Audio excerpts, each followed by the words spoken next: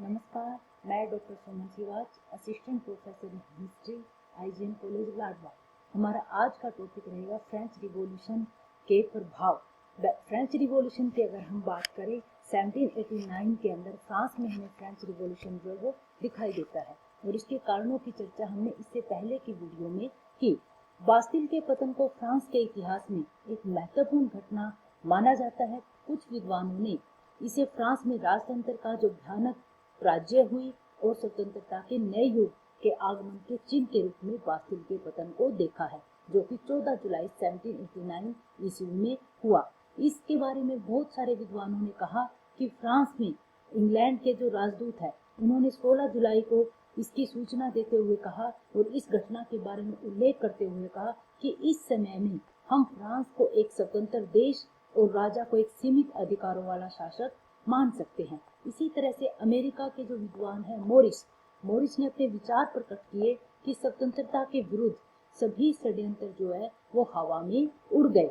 Goodwin कहते हैं, इसके महत्व को दर्शाते हुए बताते हैं कि क्रांति की किसी भी अन्य घटना ने इतना प्रभावित नहीं किया, इतना चिरस्थायी प्रभाव नहीं डाला जितना कि बास्तिल के पतन ने डाला है, क्योंकि 14 जुलाई की हिंसक कार्रवाई से लुई सोल्जर को विश्वास हो गया कि वह अब लोगों के विरोध का सामना नहीं कर सकता है। उन्होंने बुद्धि से काम लेते हुए उसने राष्ट्रीय सभा द्वारा शुरू किए गए कार्यों की स्वीकृति दे दी। उसने शाही सेना वापस बुला ली, नेकर को पुनः वित्त मंत्री बना दिया, सभी सभा का जो तिरंगा झंडा है उसको स्वीकार कर लिया और एक संवैधानिक राजा की भांति शासन करना स्वीकार कर लिया। इस प्रकार देश में राष्ट्रीय सभा की सर्वोच्चता जो है वो कायम हो गई। फ्रांस की जो राष्ट्रीय संविधान सभा है उसकी स्थापना 9 जुलाई 1789 ईस्वी को की गई। आरंभ से ही राष्ट्रीय सभा को अनेक परेशानियों का सामना उठाना पड़ा। सभा में अलग अलग विरोधी दलों वर्गों के प्रतिनिधियों के स्वार्थी हितों के कारण इन समस्याओं का समाधान उसने किया, परंतु उसे बहुत सारी कठिनाइयों का सामना करना पड़ा। फिर भी 2 वर्षों के छोटे से शासनकाल में 1789 से लेकर 1791 तक में राष्ट्रीय सभा ने अनेक महत्वपूर्ण सफलताएं जो वो प्राप्त की।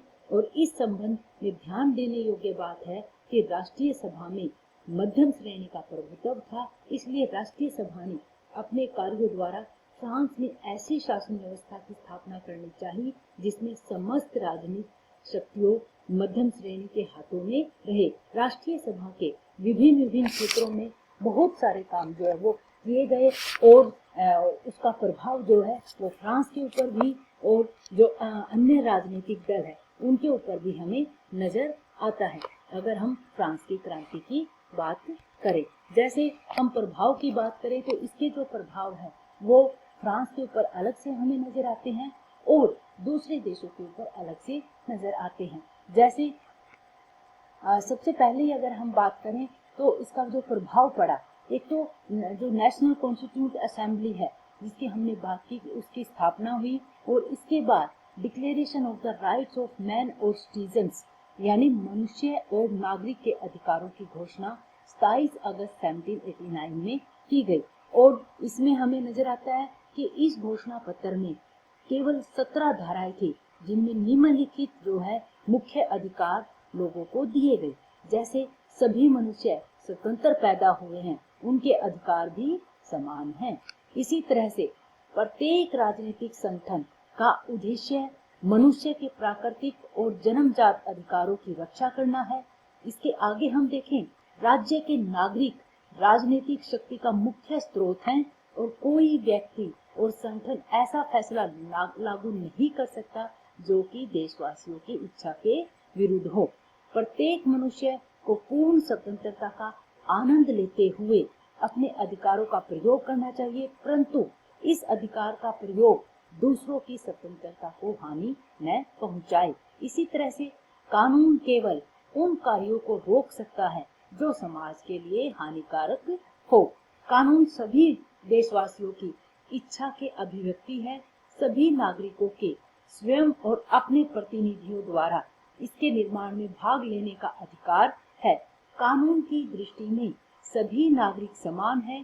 कानूनी कार्रवाई के बिना किसी भी मनुष्य को बंदी नहीं बनाया जा सकता। इससे पहले हमें नजर आता है कि वो लोगों के अधिकारों का हनन किया गया था, उनकी स्वतंत्रता को लेकर, उनकी समानता को लेकर इस तरह से प्रतिबंध लगाए गए थे कि उन्होंने कभी नहीं सोचा था कि 1789 की क्रांति के बाद उनको इतने सारे अधिकार जो है वो मिलेंगे। जैसे कि बिना किसी कार्रवाई के किसी भी मनुष्य को बंदी नहीं बनाया जा सकता। कानूनी तौर पर दोष सिद्ध होने के पश्चात ही किसी को दंड दिया जा सकता है। किसी भी मनुष्य को विचारों की विभिन्नता के कारण, चाहे वह धार्मिक विचार ही क्यों ना हो, परेशान नहीं किया जा सकता। प्रत्येक मनुष्य को अपने विचार प्रकट करने, कुछ भी लिखने, भाषण देने, प्रकाशित करने की स्वतंत्रता होगी, परंतु यदि कोई इस स्वतंत्रता का अनुचित प्रयोग करता है तो उसके विरुद्ध कानूनी कार्रवाई की जा सकती है। सभी नागरिकों पर उनकी आर्थिक स्थिति के अनुसार कर लगाया जाएगा। संपत्ति रखना प्रत्येक नागरिक का अधिकार है। किसी भी नागरिक को इस अधिकार से वंचित नहीं किया जा सकता जब तक कि ऐसा करना सामाजिक हित के लिए आवश्यक न हो। ऐसा कार्य भी पूर्व सूचना देने के उपरांत मुआवजा देकर ही किया जा सकता है। इस तरह से 27 अगस्त 1789 में मनुष्य और नागरिक के अधिकारों की घोषणा की गई और उन्हें फ्रांस के हर एक व्यक्ति को इस तरह के अधिकार जो है वो दिए गए। इसके अलावा अगर हम प्रभाव की बात करें तो हमें नजर आता है कि सामंत प्रणाली और दास प्रथा का भी अंत कर दिया गया। इससे पहले जो सामंतशाही व्यवस्था थी या बंधुआ मजदूरी थी, दास रख के उनसे काम करवाया जाता था, इसको पूरी तरह से प्रतिबंधित किया गया। इसके अलावा अगर हम बात करें तो रीऑर्गेनाइजेशन ऑफ द चर्च को दोबारा से पुनर्गठित किया गया। कैथोलिक चर्च फ्रांस की सबसे प्राचीन और शक्तिशाली संस्था मानी जाती है, जिसका लोगों के जीवन पर गहरा प्रभाव था। जन्म से मृत्यु तक प्रत्येक व्यक्ति अपनी शिक्षा, विवाह, आजीविका के साधन, दान, मुक्ति आदि के लिए चर्च पर बहुत अधिक निर्भर रहता था। आजकल के धर्मनिरपेक्ष युग में इसका ठीक से अनुमान भी नहीं लगाया जा सकता। चर्च की शक्ति के सामने राजाओं की निरंकुशता भी खोखली प्रतीत होती थी। राष्ट्रीय सभा ने चर्च की भूमिका का राष्ट्रीयकरण कर दिया, यानी जिस चर्च के पास फ्रांस की 1/5 संपत्ति थी उसको अब राष्ट्रीयकरण, सरकारीकरण कर दिया गया और पादरियों के लिए भी बहुत सारे नियम और कानून लगाए गए। बिशपों और पादरियों का भी चुनाव होना शुरू हो गया और उनके ऊपर सरकारी नियंत्रण जो है वो स्थापित किया गया। पोप की प्रमुखता को बिल्कुल सिरे से नकार दिया गया। राष्ट्रीय सभा ने धार्मिक सहनशीलता की नीति का पालन किया। इन्होंने 27 दिसंबर 1789 ईस्वी को फ्रांस के प्रोटेस्टेंट धर्म के अनुयायियों को नागरिक अधिकार दे दिए। इससे एक माह के पश्चात ही दक्षिण फ्रांस के यहूदियों को 27 दिसंबर 1791 में पूर्वी फ्रांस के यहूदियों को भी अधिकार जो है वो दे दिए गए। इसके अलावा जो अनुचित कर लगाए जाते थे लोगों के ऊपर, चाहे वो प्रत्यक्ष कर हो चाहे वो अप्रत्यक्ष कर हो, तो इन करों को भी प्रतिबंध जो है वो कर दिया गया। नेकर की ओर से आर्थिक जो ऋण था फ्रांस के ऊपर, आयकर लगाने के पश्चात भी उसको उतारने में असफल रहते थे। अंत में ये अनुभव किया गया, यदि सरकार की ओर से कागज के नोट जारी किए जाएं तो समस्या को सुलझाया जा सकता है। यानी फ्रांस के ऊपर जो आर्थिक संकट है उस आर्थिक संकट को खत्म जो है वो किया जा सकता है। इसलिए 14 दिसंबर 1789 को 40 करोड़ की चर्च भूमि के बराबर के मूल्य के कागजी नोट जारी करने का फैसला किया गया।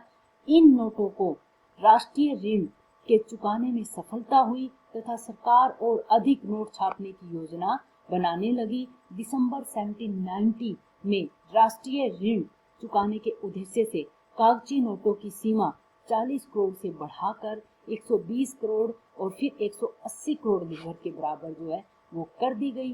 परंतु नोटों के एक भयानक सीमा तक जारी करने से आर्थिक दृष्टिकोण के अनेक विनाशकारी परिणाम भी निकले। परंतु देश में धातु के सिक्कों के अभाव के कारण 1791 में 50 से 5 लीवर तक के नोट जो है वो जारी किए गए। नोटों के अधिक विस्तार, धातु के सिक्कों की भारी कमी, अपराधियों और प्रवासियों के नकली नोट छापने के फलस्वरूप नोटों का मूल्य कम होने लगा। धीरे धीरे लोगों ने इन्हें स्वीकार करने से इनकार कर दिया, परंतु इसे जल्द ही इसको कंट्रोल जो है वो कर लिया गया। 1796 ईस्वी में 100 फ्रैंक के नोट का मूल्य केवल 1 फ्रैंक रह गया था। इसी वर्ष नोटों को फिर उन्होंने बंद कर दिया। इस प्रकार नोट जारी करने का प्रयोग जो है वो फ्रांस के अंदर थोड़ा असफल रहा, परंतु फ्रांस को आर्थिक रूप से निकालने में कहीं ना कहीं उन्होंने योगदान जो है वो दिया। व्यापार और औद्योगिक उन्नति के लिए बहुत सारे प्रयास जो है वो किए गए, जैसे चुंगी करों के अंदर समानता, व्यापारिक सुरक्षा अधिनियम, आय में वृद्धि करने के उद्देश्य से 31 अक्टूबर 1790 में सभा की ओर से देश में समान कर की चुंगी जो है वो लागू की गई और सभी आंतरिक चुंगी कर समाप्त कर दिए गए, जिसके फलस्वरूप व्यापारिक उन्नति जो है वो होना शुरू होगी। इसके अलावा हमें नजर आता है कि जो प्राचीन गिल्ड व्यवस्था थी उसको भी खत्म जो है वो कर दिया गया, क्योंकि प्राचीन गिल्ड व्यवस्था जो है वो सामंतवाद के ऊपर आधारित थी और वहाँ पे उस्ताद जो है वो शागिर्दों का शोषण करते थे और नए सामान जो है जो हाथों से तैयार किया जाता था, जिसको गिल्ड जो है वो कीमतें निर्धारित करता था, कितना तैयार किया जाएगा उसके ऊपर जो है उसका नियंत्रण होता था। तो गिल्ड सिस्टम के तहत बहुत सारे आर्थिक हानि जो है वो फ्रांस को उठानी पड़ती थी, इसलिए इस गिल्ड सिस्टम को खत्म हमेशा के लिए कर दिया गया। और भी हमें इसके प्रभाव जो है फ्रांस के ऊपर नजर आते हैं, जैसे अगर हम बात करें न्याय में बहुत ज्यादा सुधार जो है वो किया गया, लोगों की योग्यता के अनुसार न्यायाधीश जो है वो भर्ती किए गए, बहुत सारे नए जो ज्यूरी प्रथा है उसको लागू किया गया, फौजदारी और दीवानी मुकदमे जो है वो अलग रखे गए, प्रशासन के अंदर योग्यता के आधार पर नियुक्तियां जो है वो की गई, उसमें सैनिक प्रबंध की अगर हम बात करें या प्रशासनिक प्रबंध की बात करें, योग्यता के अनुसार लोगों को भर्ती जो है वो किया गया। और हमें नजर आता है कि कार्यपालिका, विधान पालिका और न्यायपालिका इन सब के अलग अलग से कार्य जो है वो निर्धारित कर दिए गए। तो धीरे धीरे जो फ्रांस की क्रांति का प्रभाव फ्रांस के ऊपर पड़ा, इससे फ्रांस जो है वो बहुत ज्यादा आर्थिक रूप से, राजनीतिक रूप से और सामाजिक रूप से उसने उभरना जो है वो शुरू कर दिया। और जब राष्ट्रीय सभा ने अपने काम इतने बढ़िया से करना शुरू किए और धीरे धीरे उसका जो जब वो अपने सारे उसमें सफलता जो उसको मिलना शुरू हो गई, तो राष्ट्रीय सभा को फिर खत्म भी कर दिया गया। इसके अलावा निरंकुश राजतंत्र का अंत हो गया। लिखित संविधान जो है वो फ्रांस को मिला, जिसमें कानून जो है वो बनाए गए, लोगों को बहुत सारे अधिकार जो है वो दिए गए, सामंत प्रणाली की हमेशा के लिए समाप्ति जो है वो कर दी गई, नागरिकों के मौलिक अधिकारों की घोषणा की गई और न्याय प्रणाली का दोबारा से संगठित होना और उसके अंदर प्रशासन में मध्यम श्रेणी का प्रभुत्व होना, ये कहीं ना कहीं ये जो प्रभाव थे इन्होंने फ्रांस को बहुत ज्यादा उन्नति जो है वो प्रदान की। इसके अलावा किसानों की व्यवस्था जो इतनी खराब थी उस अवस्था को सुधारने में भी बहुत सारे कार्य जो है वो किए गए। आप इसी से अंदाजा लगा सकते हैं कि जब फ्रांस की क्रांति हुई, उस क्रांति का प्रभाव जब किसानों को बहुत सारे अधिकार मिलना शुरू हो गए, टैक्स जो है वो कम होना शुरू हो गए, तो कुलीनों को ही फ्रांस छोड़कर जो है वो दूसरे देशों के अंदर, इंग्लैंड के अंदर जाकर बसना पड़ा। इसके अलावा अगर हम अदर इम्पैक्ट्स की बात करें या impact on the other countries के ऊपर क्या प्रभाव पड़े, तो हमें नजर आता है कि सबसे पहले जो पड़ोसी राज्य थे, चाहे वो जर्मनी हो या इटली हो, जर्मनी के एकीकरण में और इटली के एकीकरण में फ्रांस की क्रांति का बहुत ज्यादा प्रभाव जो है वो पड़ा। फ्रांस के अंदर जो इक्वालिटी, फ्रेटर्निटी की बात की गई, फ्रीडम की बात की गई, उन्हें राष्ट्रवाद का जो प्रसार हुआ पड़ोसी देशों के अंदर, तो जर्मनी का जो एकीकरण हुआ और इटली का जो एकीकरण हुआ फ्रांस की क्रांति के प्रभाव की वजह से हुआ। इसके अलावा जो फ्रांस का यूरोप के अंदर महत्व जो वो बढ़ गया और आगे आने वाले समय में इंग्लैंड और अमेरिका को फ्रांस जो वो अपने एक दोस्त की तरह जो वो नजर आना शुरू हो गया। और इसका क्या प्रभाव पड़ा, आगे आने वाले समय में फ्रांस, इंग्लैंड और अमेरिका और रशिया जो है वो एक गुट के रूप में उभरना शुरू हो गए। तो इस